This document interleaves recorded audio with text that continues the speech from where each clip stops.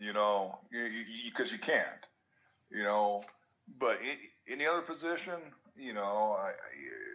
from my standpoint, it's wide open. You just take the good football player. Well, he's going to help you in the future, and he's going to help you be consistent and give you a chance to have success. I agree 100%, and that's why I think that player is going to be a defensive lineman or edge rusher of some type, because as we talked about, this draft is absolutely loaded with them. Obviously, we know that what an impact that a talented pass rusher or defensive lineman can be. So whether it be a Nick Bosa, a Ed Oliver, a Quentin Williams, whoever the case might be, we got some really talented, gifted, edge rushers. And while that may not necessarily look like it's the biggest area of concern for the Cardinals on a statistical standpoint, they're the best player. And then you have to believe that you have the coaches in place, or you will get the coaches in place that are going to allow Josh Rosen and that offense to continue to move forward. I think that this is a team that needs help along the offensive line, needs help at wide receiver. 36-year-old Larry Fitzgerald, is due $11 million, and he talks about retiring. He's a Hall of Famer, but he's not the future of the Cardinals. And so Correct. All those things are important. But you can't take an offensive lineman or a wide receiver number one in this draft. You have to go with the defensive lineman, even though there's probably going to be some Cardinals fans that may not be happy about it. And let's switch to the Raiders, number 2 overall, at least projected at this point. Similar kind of situation here. They're 29th in points. They're 26th in rushing.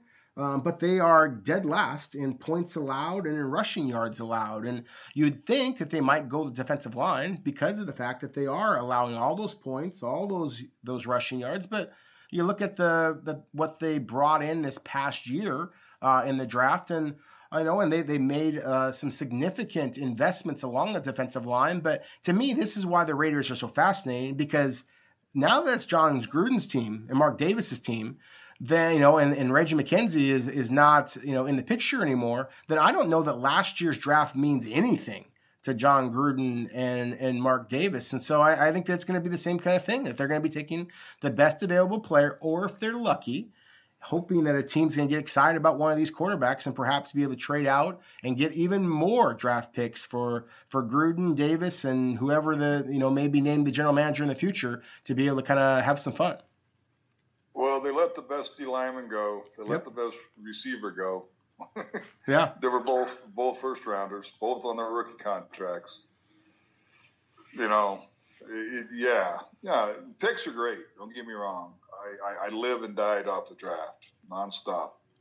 But it's not exact science. No. You draft a guy in the first round, and the guy's a good player and a good person. You extend them as soon as you can, Yep. You can sit there in the draft and say, well, hey, we got 3 first-round picks. Okay, great. Okay, well, you're going to probably miss for sure on 1, probably 2 of them, that are legit, like Khalil Mack and Amari Cooper. Yeah. They've proven it out. They're legit. Yeah. And you let them walk out of the building, it's I don't understand it. I was always under assumption, my own philosophy, my vision was in San Fran and with Washington was identify your own, draft good, identify your own, and re-sign them. Yeah. Because you know what you got. You know what you got in the meeting room. You know what you got in the locker room. You know what you got in the weight room. You know what you got in the practice field. You know what you got on Sundays. Are you going to hit all of them? Absolutely not. But identify the ones that you hit on, which we did in San Fran, which was great. I think was all said and done, extended at least 9 guys that I drafted. Because you knew what you got. Exactly. You can say the draft's great. Yay. We got 2 first rounds this year. We got 2 second rounds. Okay, perfect. But you don't know what you're getting for sure. Yeah. Unless you do it right. But no one ever does it all right. Nobody. You can go back and look at all the great GMs. Ron Wolf will tell you, if you're accurate on 1 of 4 draft picks, meaning that they're starters and Pro Bowl caliber players, you're a heck of a scout. That's 1 of 4. Oh. And the guy's in the Hall of Fame. Exactly. Yeah, I think we're seeing it in Cleveland. I mean, just the excitement of Browns fans right now. The fact that they are, still in the playoff chase, and here we are mid-December. I mean, I did a million radio shows with Cleveland Browns fans excited about the draft. But I probably couldn't get on the radio in Cleveland right now because they're so excited talking about their Brownies competing for the playoffs. And so that's the thing. You can get all excited about draft picks, but it's the wins that are actually going to get the fans excited and do things. And so now that Cleveland has hit on some of these draft picks, and some of these young players really do seem to have the Browns kind of on the upswing, then it's just so much more fun as a fan, and I think it's so much easier for everybody to get excited about it. And same kind of idea. Let's move on to the New York Jets, who they've got some reason to be excited about because Sam Darnold looks like the real deal, just like Baker Mayfield in Cleveland. And the Jets are fascinating. I mean, they're 24th in scoring, which not to be unexpected. You got a rookie quarterback and who has struggled with durability at times, missed a few games. But at the same time, they're 24th in scoring, but they're 30th in yards. And so to me, that says two things. That says that when they do get their opportunities, they score, and maybe a little bit of a tip of the cap to their kicker, Jason Myers, who is leading the NFL. He's made 31 of 33, so that's definitely helping their cause too. But still, to me, that is what we're talking about with the ability to finish. The Jets are at least have some tools or some pieces in place to be able to think that they're not, again, going to go at the quarterback position, and another defensive lineman to add to an already fairly gifted front, especially with Leonard Williams out there, is I think to me is the real slam dunk. Is that I would be shocked if the Jets don't look to continue to build that defense if they are drafting in the top 5, as it looks like they will, just considering the talent that they already have on that team. Yeah, and again, like I said, when you're picking in the top 5, I mean, we talked about the D-line, how it's exceptional this year. Yeah. It's the best I've ever seen in 25 years. Yeah. But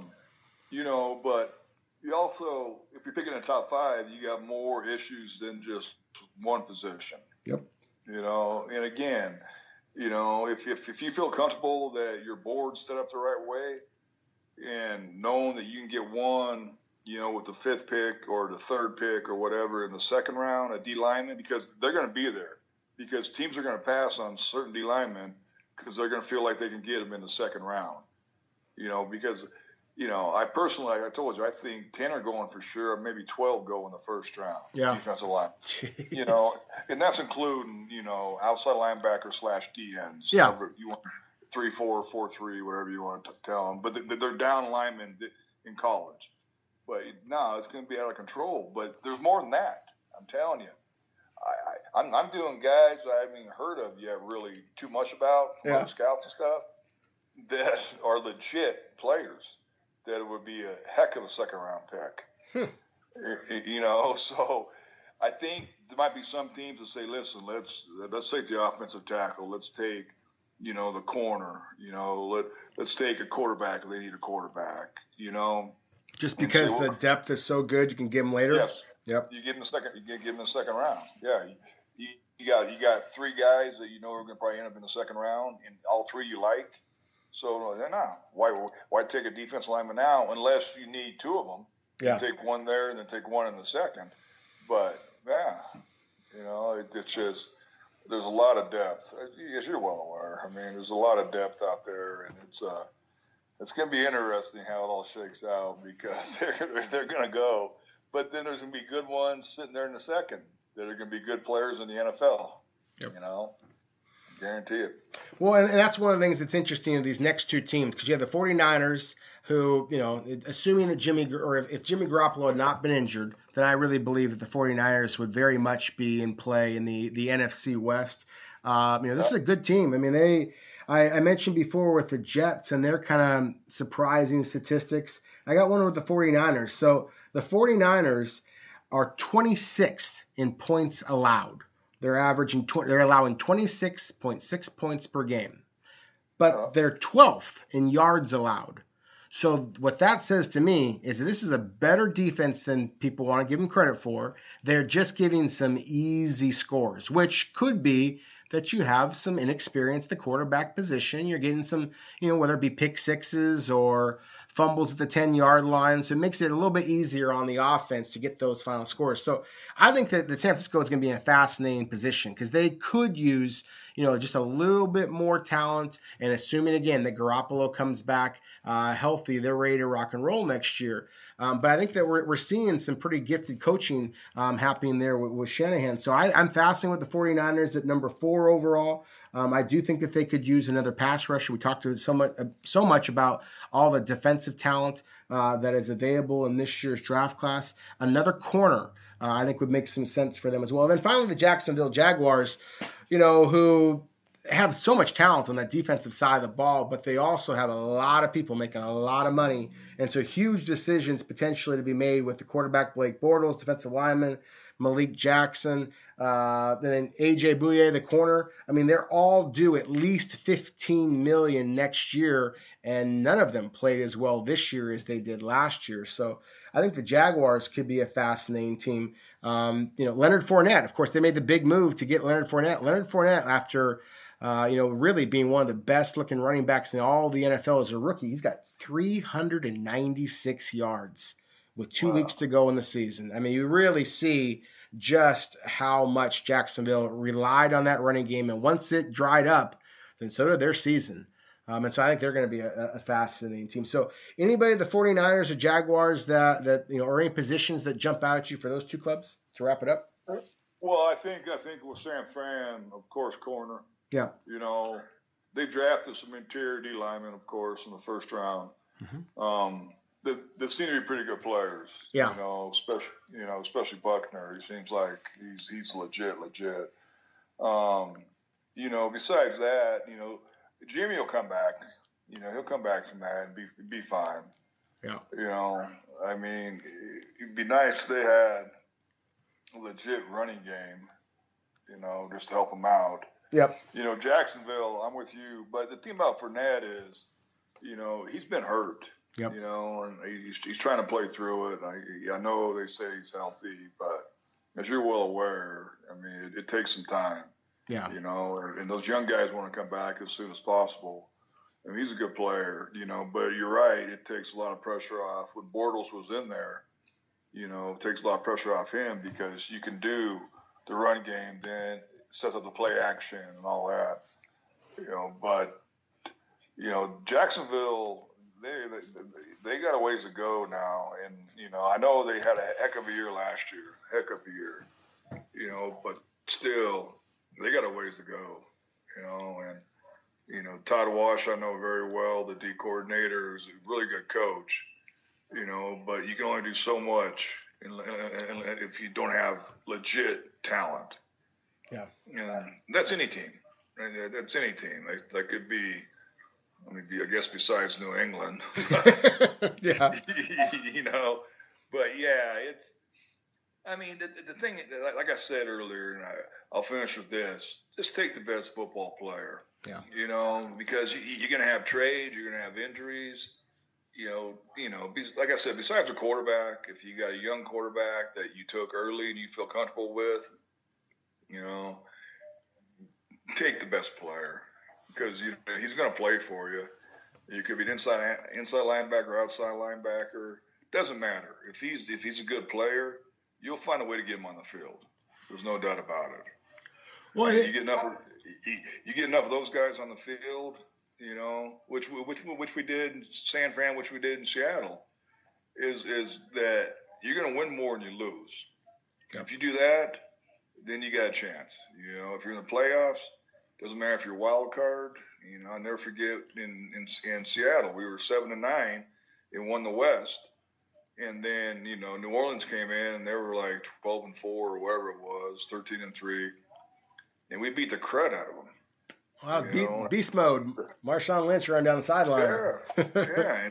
And that was Drew Brees and all that. But that's what I'm saying. Yeah. Once you get into it, you don't know what's going to happen. But you have to have a legit core of football players You don't need the best at every position. You'd love to, but it's not going to happen. But if you get enough good players on the football